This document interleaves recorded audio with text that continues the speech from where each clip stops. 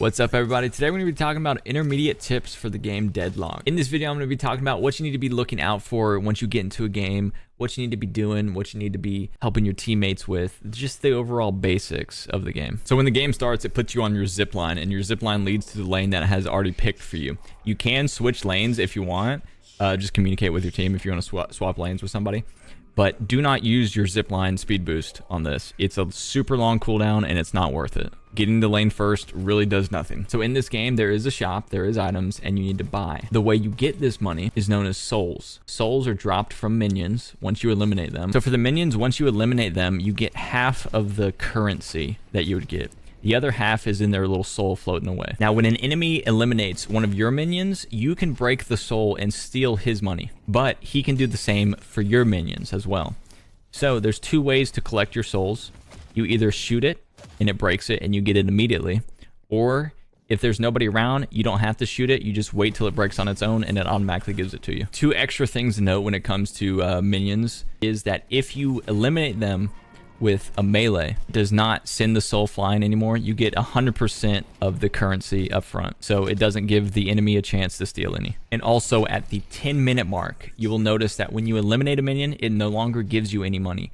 All of that money is now in the soul. So stealing the souls and securing your own souls is now top priority. At the 2-minute mark, you will see little triangles appear on the minimap. These little triangles indicate that there is an NPC group here that you can go eliminate to get extra cash. I would highly suggest doing these if they're near you to get the extra advantage on the opponent. So besides the 2-minute mark, at the 7-minute mark, this is when the rest of the group spawn, and they are indicated with a triangle and a line underneath it and a triangle and 2 lines underneath it. The more lines underneath it mean the more difficult it is and the more money you will receive from them. This is not top priority, but it is something to think about whenever you're walking back to your lane or you're coming from a different lane. You might want to pick up a camp or two if they're along the way. And another simple tip that you might not think is a tip, whenever you are laning in the beginning of this game, you need to be looking at the items that you want to buy next, how much they cost, and the second you get enough souls to buy it, go back and get it.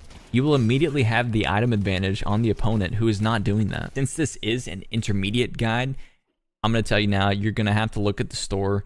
You can still follow the builds that you've been following that people pre-made, but look at the store, start getting a little understanding of it. The items, where they are, what they do.